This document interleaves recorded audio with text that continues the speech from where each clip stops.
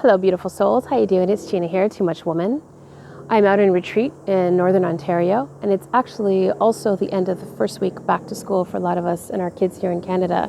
And this is actually the perfect time to start a conversation around a topic that may ruffle some feathers. But I believe in living the highest and fullest expression of our lives by changing the cultural narrative. And I believe that the way that we do that is by having difficult conversations that make us uncomfortable. So what I want to talk about today, what I want to address is one of the most common questions that I get as a mother of two children, which is how are you doing all this Too Much Woman tour and traveling so much when you have two children? And while the answer is multifaceted and complicated, the way that I've decided to respond from now on and to simplify is by saying the following: I do not live my life for my children. Kind of waiting for lightning to strike here because that goes against everything that we as parents, particularly us as mothers, are taught, that we are supposed to live our lives for our kids. In fact, by extension, that we're supposed to live our lives for other people, for our partners, for those that we love, for our parents. And while this widely accepted narrative is something that I bought into for so long, before I even had kids, I spent 2 years cleansing myself, mind, body, and soul, to prepare for this ultimate role. That's what I believed. And then I spent most of their lives completely obsessed with mothering. And what I found was there came a point where I could no longer distinguish between where I ended and where they began. That my identity was so tethered to theirs that every success, every joy, every failure, every disappointment of theirs was so inextricably linked to mine that I couldn't tell the difference. I was at a funeral a couple years ago for a friend of mine's grandmother. My friend was giving the eulogy, and she described her grandmother this way. She said, "My grandmother was the most selfless woman I've ever met.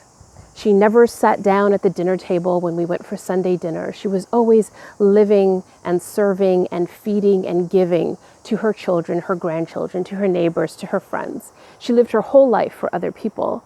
And everyone at the funeral looked at each other and clasped their arms to their chests and said, "What a wonderful, wonderful, wonderful woman."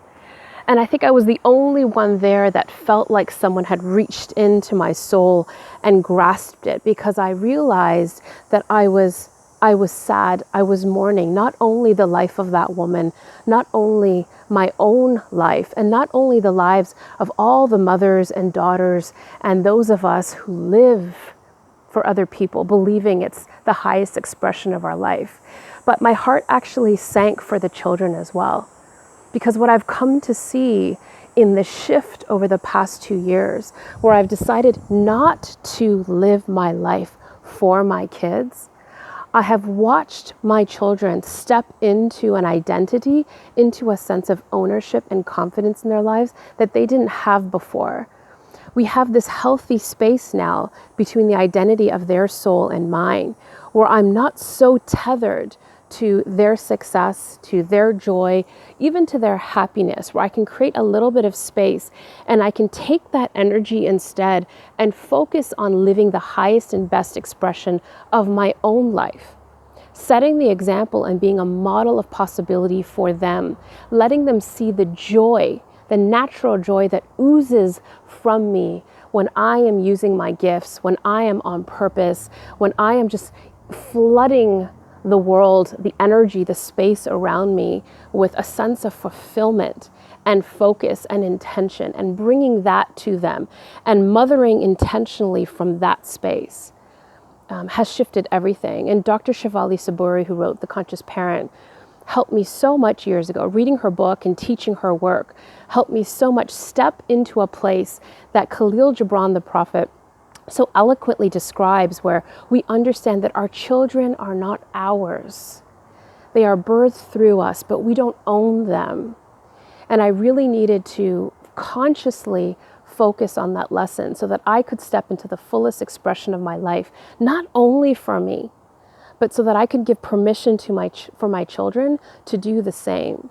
And so how is it possible that I'm traveling so much? How is it possible? Well, there's a lot of people that are helping, yes, and there's a lot of logistics in place. But what had to come first was the shift in my awareness, in my intention, to know that I do not live for my children, that I have an identity, a life, and a purpose outside of them. And this can be true for any relationship, not just mothering, for any relationship that I have with a partner or with a friend or a parent or someone that I care about. How important it is to have our own identity, to be so rooted and grounded in our own purpose and our intention that we are free to love unconditionally. And that can only come when our life is not tethered to another in that way. So I want to know what you think. Comment below. Share this with someone who you think would find this thought-provoking. Let's start this conversation and change the narrative. Thanks for watching. You know I love you.